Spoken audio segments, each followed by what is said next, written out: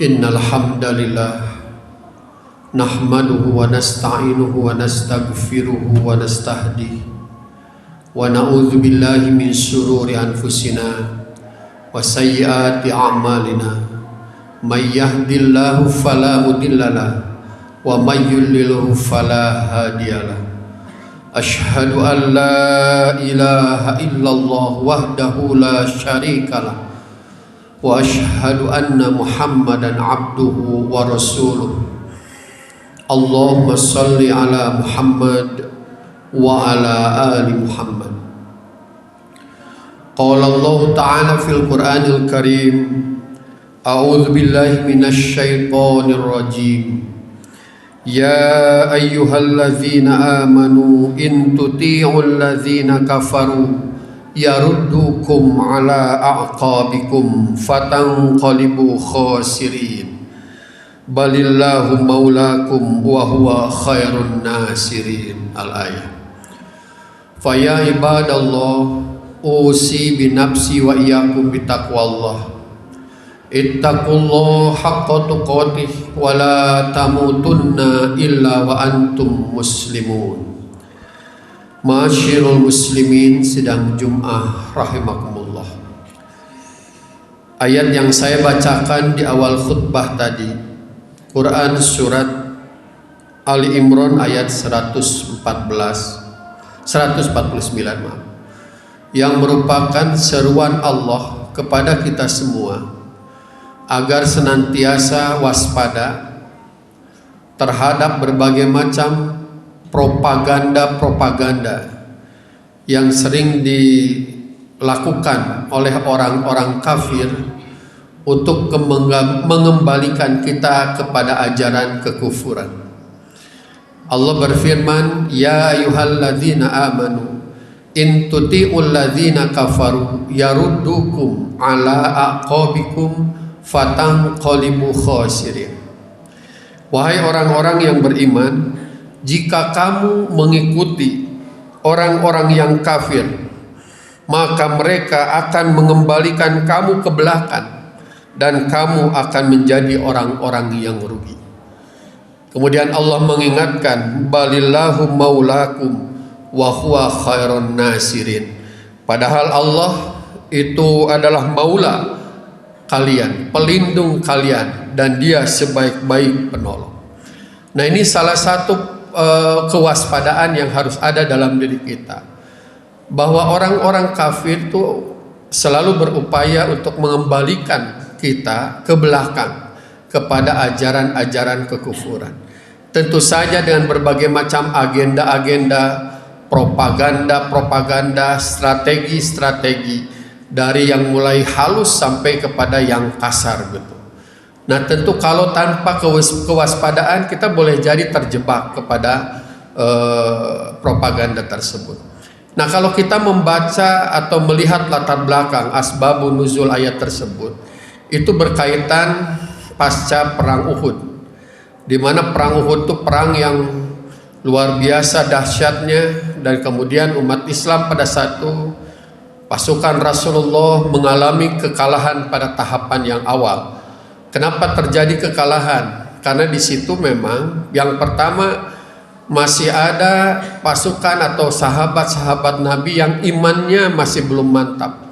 Terlebih masih bahkan juga campur aduk dengan orang-orang yang fasik, orang-orang munafik gitu. Yang tentu sudah dipastikan kelemahan keimanan mereka yang sangat lemah. Di samping tentu ada sahabat-sahabat Nabi pilihan yang mereka memang sangat istiqomah terhadap apa yang diperintahkan atau dikomandokan oleh Rasulullah yang memimpin mereka. Nah, sebagian dari sahabat-sahabat itu ketika pada saat umat Islam mampu memukul mundur orang-orang kafir, kemudian orang kafir dan musyrik tentu saja, banyak harta rampasan yang berlimpah pada saat itu, dan mereka terpesona. Sebagian dari pasukan garda terdepan itu mereka lupa kepada perintah atau komando Rasul, di mana jangan dulu bergerak sebelum ada perintah. Mereka malah bergerak.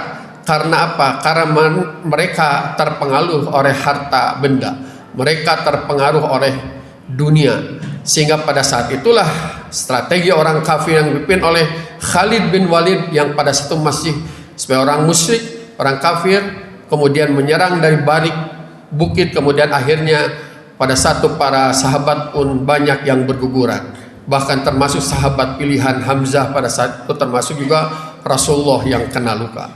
Nah, itu gambaran betapa sesungguhnya akibat dari indisipliner terhadap perintah Rasulullah, umat Islam mengalami kerugian yang sangat besar. Sehingga Allah menggambarkan gambaran tentang mereka di ayat sebelumnya, bahwa mereka lebih mengutamakan kehidupan dunia. Wa may yurid sawaba dunya nu'tihi minha wa may yurid sawabal akhirata nu'tihi minha. Mereka menginginkan kehidupan dunia, Allah akan memenuhi keinginan mereka. Tetapi kalau mereka menginginkan kehidupan akhirat, Allah juga akan memenuhi keinginan mereka. Orang-orang yang indisipliner tentu saja orang-orang yang terpesona dengan kemewahan dunia, lupa kepada perintah Rasulullah, sehingga apa yang mereka dapatkan adalah dunia, tidak dengan akhiratnya.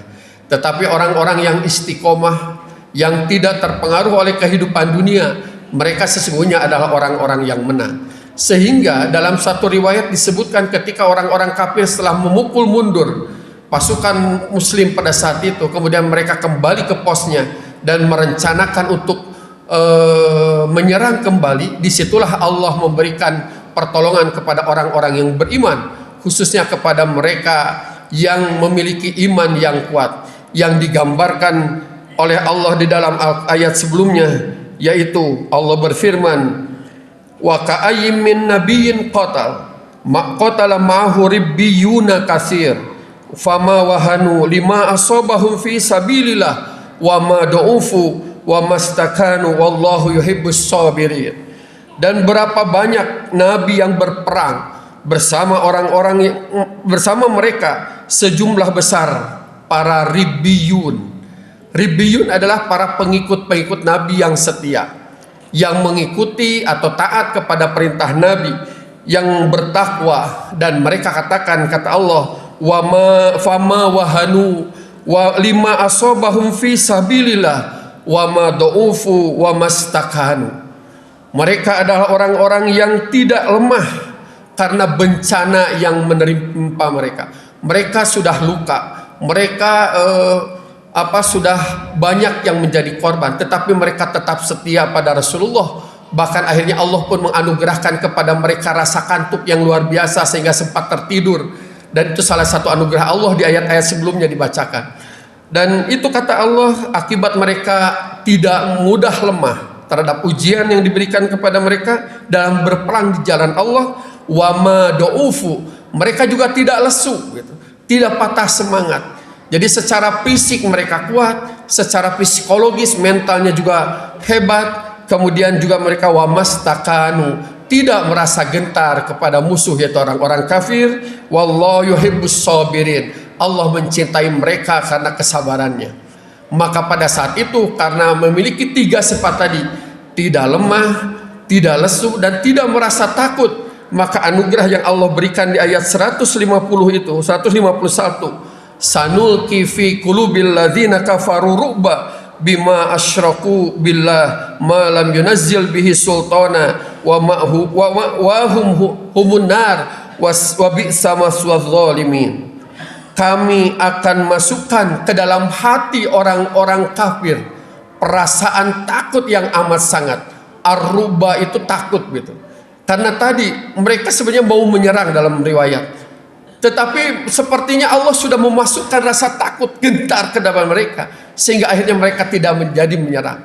Mereka menjadi semacam melihat pasukan Islam yang begitu hebat di hadapan mereka. Nah, inilah Allah katakan sanulqi fi qulubil ladzina kafaru ruba. Kenapa mereka memiliki rasa takut? Bima asyraku billah ma lam yunazzil bihi sultana. Karena kemusyrikan mereka. Dan kemusyrikan mereka sangat lemah dari sisi argumentasi gitu. Artinya kalau umat Islam memiliki keimanan yang kokoh, keimanan yang kuat, dan itu merupakan salah satu kataan bisa dibuktikan argumentasinya, alasannya kenapa mereka memiliki kekuatan seperti itu, seperti yang tadi disebutkan, yaitu mereka tidak pernah merasa lemah, tidak merasa lesu, dan juga tidak pernah rasa takut. Sementara kemusyrikan mereka tidak memberikan argumentasi yang kuat. Karena apa? Karena tujuan kehidupan semata-mata untuk dunia. Maka kata Allah, malam yunazzil bihi sultana, maka tidak ada sesuatu pun atau tidak memberikan mereka kekuatan dalam argumentasinya itu. Wa ma'wahumun nar, mereka layaknya tempatnya di neraka. Wa bisa maswaz zalimin, dan itu adalah semua seburuk-buruk tempat tinggal. Nah, hadirin rahimakumullah, dari ayat-ayat ini kita bisa mengambil pelajaran sesungguhnya bahwa salah satu kunci sebenarnya kejayaan umat Islam, salah satu kunci bahwa kita layak mendapatkan kemenangan manakala apa yang digambarkan Rasulullah dan disebutkan oleh Allah dalam Al-Quran menjadi kaum-kaum yang ribiyun, kaum-kaum atau pengikut-pengikut setia nabinya, pengikut setia yang memiliki sifat tidak pernah lemah, tidak pernah lesu, dan tidak pernah gentar terhadap musuh-musuh sekalipun. Dan salah satu juga kuncinya, mereka tidak terpesona oleh kehidupan dunia, sehingga Allah memberikan malah kepada mereka balasan dalam bentuk kehidupan atau dalam bentuk keinginan. Fata'ahumullahu sawabad dunya wa husnul sawabal akhir. Mereka menginginkan dunia dan mereka menginginkan akhirat, dan Allah terpenuhi semuanya itu disebabkan oleh sifat-sifat yang mereka miliki. Bahkan mereka pun sering berdoa kepada Allah dengan meminta kekuatan. Wa ma kana qaulahum illa an qalu rabbana ighfir lana dzunubana wa israfana fi amrina wa tsabbit aqdamana wansurna 'alal qaumil kafirin. Tidak ada doa mereka selain ucapan ya Tuhan kami, ampunilah dosa-dosa kami dan tindakan-tindakan kami yang berlebihan dalam urusan kami, dan tetapkanlah pendirian kami, tolonglah kami terhadap kaum yang kafir.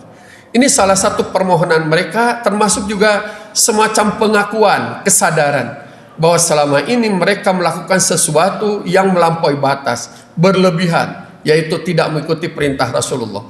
Tetapi dengan memohon kepada Allah pendirian yang kuat, istiqomah dalam menegakkan kebenaran, maka akhirnya Allah pantas memberikan kepada mereka kemenangan, memberikan kepada mereka apa yang menjadi cita-cita hidup mereka, yaitu kebahagiaan dan akhirat.